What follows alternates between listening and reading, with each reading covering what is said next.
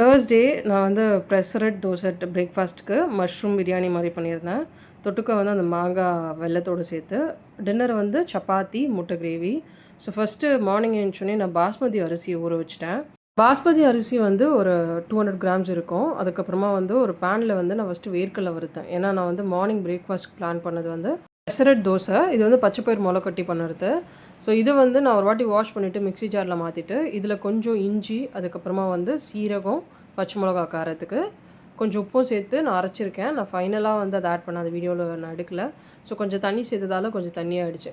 So வேர்க்கடலை சட்னிக்கு first வேர்க்கடலை வறுத்துட்டு அந்த தோலை க்ளீன் பண்ணி மிக்ஸி ஜாரில் மாற்றிட்டு இதோட வந்து சேர்த்து அரைக்க கொஞ்சம் உளுத்தம் பருப்பு, அதுக்கப்புறமா பூண்டு, காஞ்ச மிளகா கொஞ்சம் ஃப்ரை ஆகிட்டோன்னே எடுத்து வச்சுட்டேன் ஆறட்டோன்ட்டு. ஸோ இந்த டைமில் வந்து நான் வந்து பாஸ்மதி அரிசியும் வேக வச்சு எடுத்து வச்சுட்டேன். அதே மாதிரி மாங்காய் வந்து நான் வெல்லம் போட்டு பண்ணுறதுக்கு வெல்லமும் ரெடி பண்ணி வச்சுட்டேன். ஸோ இந்த அரிசி வந்து கொஞ்சம் வேறு பாத்திரத்தில் ஆற வச்சுட்டு வேர்க்கடலை சட்னிக்கு வந்து வறுத்த வேர்க்கடலை ஃப்ரை பண்ணுது, கொஞ்சம் தேங்காய், கல் உப்பு சேர்த்துட்டு தண்ணி தேவையான தண்ணியை ஊற்றி அரைச்சிக்கணும். அவ்வளோதான். நெக்ஸ்ட்டு வந்து நான் மாங்காய் தான் பண்ணேன். மாங்காய்க்கு வந்து அந்த எண்ணெய் ஊற்றிட்டு கொஞ்சம் கடுகு, சீரகம், உளுத்தம்பருப்பு போட்டேன். காரத்துக்கு வந்து நான் வந்து ஒரே ஒரு பச்சை மிளகாய் சேர்த்துருக்கேன். நீங்கள் வேணுமா காஷ்மீரி சில்லியும் கொஞ்சோண்டு சேர்க்கலாம். மாங்காய் சேர்த்துட்டு மஞ்சத்தூள் சேர்த்துட்டு கொஞ்சோண்டு தண்ணி ஊற்றி வேக போட்டேன். இது ரெடியாகிறப்போ நான் வந்து மஷ்ரூம் வந்து நல்லா வாஷ் பண்ணிவிட்டு அந்த தோலெல்லாம் ரெடி பண்ணி வச்சுட்டேன். ஒன்ஸ் இந்த மாங்காய் வெந்ததுக்கப்புறம் வெல்லம் வந்து நான் கரைச்சி வச்சுருந்தேன். அதை சேர்த்துட்டு கொஞ்சம் சால்ட் சேர்த்துட்டு எடுத்து வச்சுட்டேன். மஷ்ரூம் பிரியாணிக்கு 2 சின்ன தக்காளி, ஒரு மீடியம் சைஸ் ஆனியன், அதுக்கப்புறம் 200 கிராம்ஸ் மஷ்ரூம். ஸோ எண்ணெய் சேர்த்துட்டு இதில் கொஞ்சம் ஸ்பைசஸ் சேர்த்துருக்கேன். அதுக்கப்புறமா வந்து சோம்பு, நெக்ஸ்ட்டு வெங்காயம் சேர்த்துட்டு நல்லா வதங்கணும். வதங்கினதுக்கப்புறமா வந்து இதில் வந்து இஞ்சி பூண்டு பேஸ்ட் சேர்த்துடணும். ஸோ இஞ்சி பூண்டு பேஸ்ட் வந்து ஒரு ஸ்பூன் சேர்த்துருக்கேன். இது நல்லா வதங்கினதுக்கப்புறமா நான் வந்து தக்காளி சேர்த்தேன். தக்காளியும் வந்து நல்லா மசியணும். அதுக்கப்புறமா புதினா, கொத்தமல்லி. நெக்ஸ்ட்டு இது வந்து இதுக்கு தேவையான மசாலா தான் ஆட் பண்ண போகிறேன். மசாலா வந்து கொஞ்சோண்டு வந்து காஷ்மீரி சில்லி பவுடர், அதுக்கப்புறம் வீட்டில் அரைச்ச ஸ்பைசஸ் மசாலா, அவ்வளோதான்.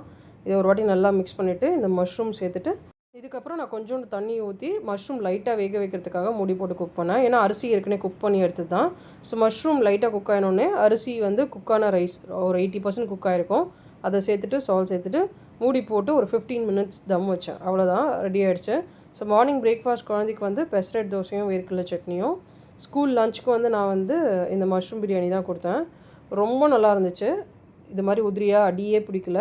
ஸோ லஞ்சுக்கு வந்து இந்த மஷ்ரூம் கிரேவி கொடுத்துட்டு நான் வந்து இதுக்கு வந்து தொட்டுக்க வந்து இந்த வெள்ளத்தில் இந்த பச்சடி மாதிரி பண்ணியிருந்தது, மாங்காய் பச்சடி பண்ணியிருந்தேன், அது கொடுத்துட்டேன். அதுக்கப்புறம் நான் அடைக்கி ஊற வச்சுட்டேன். ஸோ நைட் அரைச்சா நெக்ஸ்ட் டே மார்னிங் சாப்பிட்லான்னு சொல்லிட்டு பச்சை அரிசி, கடலைப்பருப்பு, துவரம்பருப்பு, உளுத்தம் பருப்பு, அதுக்கப்புறமா வந்து இதோடு சேர்த்து கொஞ்சம் சிறு பருப்பும் ஊற வச்சேன். ஸோ இது எல்லாத்தையும் ஊற வச்சுட்டு கொஞ்சம் வெந்தயம் சேர்த்துட்டு காஞ்ச மிளகா சேர்த்துட்டு மூடி வச்சுட்டேன். ஸோ கொஞ்சம் ஒரு நைட்டு அரைச்சிக்கலாம். ஸோ ஏன்னா காலைல நல்லா பிடிச்சிடும் நெக்ஸ்ட் டேக்கு. ஸோ அதுக்கப்புறமா நைட் நான் ரெடி பண்ணது வந்து டின்னருக்கு வந்து எக் கிரேவி. இது வந்து கொஞ்சம் க்ரீமியாக இருக்கும் நம்ம வந்து முந்திரி அரைச்சி போட்டதால். ஸோ இதுக்கு 3 வெங்காயம் எடுத்திருக்கேன், 2 சின்ன தக்காளி. கடாயை வச்சுட்டு அதில் எண்ணெய் சேர்த்துட்டேன். அதுக்கப்புறமா வந்து வெங்காயம் சேர்த்துட்டு இது வந்து வதங்கிறதுக்குள்ளே நான் என்ன பண்ணேன்னா இந்த அடைக்கு அரைச்சி வச்சுட்டேன். ஸோ நெக்ஸ்ட் டே நல்லா புளிச்சிட்டோன்னு சொல்லிட்டு இது ஒரு வாட்டி வாஷ் பண்ணிவிட்டு மிக்ஸி ஜாரில் சேர்த்துட்டு கல் உப்பு சேர்த்துட்டு அரைக்கணும். தண்ணி கொஞ்சம் ஊற்றிருக்கேன். ஸோ இது வந்து நான் கொஞ்சம் பேஸ்ட்டாக தான் அரைப்பேன். நல்லா மையாக அரைஞ்சிடும் இது. ஸோ அதுக்கப்புறம் இது ஒரு பாத்திரத்தில் கரைச்சி வச்சுட்டோன்னா நெக்ஸ்ட் டேக்கு யூஸ் ஆகிடும். ஸோ வெங்காயம் வதங்கினதுக்கப்புறமா கொஞ்சம் இஞ்சி பூண்டு பேஸ்ட், தக்காளி. ஸோ இது நல்லா தக்காளி நல்லா வதங்கினதுக்கப்புறமா ஃபைனலாக இந்த முந்திரி பருப்பு சேர்த்துருக்கேன். இது அதுக்கப்புறமா வந்து ஆற வச்சிடணும். அதுக்கப்புறமா அரைச்சி வந்து நம்ம வந்து கிரேவி பண்ண வேண்டியது தான். ஸோ நான் பிளான் பண்ணது வந்து சப்பாத்தி, முட்டை கிரேவி. ஸோ முட்டை வந்து நான் ஏற்கனவே வேக வச்சுட்டேன். ஸோ சப்பாத்தி மாவை பிசைஞ்சு வச்சுட்டு கிரேவிக்கு தான் நான் ரெடி பண்ணேன். ஒரு வாட்டி நான் வந்து இது எல்லாத்தையும் ஆற வச்சு மிக்ஸி ஜாரில் அரைச்சிட்டு கடாயில் கொஞ்சம் எண்ணெய் சேர்த்துட்டு அரைச்சி வச்சுருக்க பேஸ்ட் சேர்த்துட்டேன். நெக்ஸ்ட் இதில் ஆட் பண்ணது வந்து நான் மசாலா தான். கொஞ்சம் மஞ்சத்தூள் ஆட் பண்ணியிருக்கேன், அப்புறம் காஷ்மீரி சில்லி, அதுக்கப்புறம் தனியாத்தூள். இது எல்லாத்தையும் ஒரு வாட்டி நல்லா மிக்ஸ் பண்ணிவிட்டு நம்மளுக்கு தேவையான அளவு தண்ணி ஊற்றிட்டு நான் கல் உப்பு சேர்த்துருக்கேன். மூடி போட்டு கொதிக்க வைக்க வேண்டியது தான். நம்ம வந்து முந்திரி அரைச்சி போட்டதால் சீக்கிரம் அடி பிடிச்சிடும். ஸோ கொஞ்சம் கேர்ஃபுல்லாக பார்த்துக்கணும்.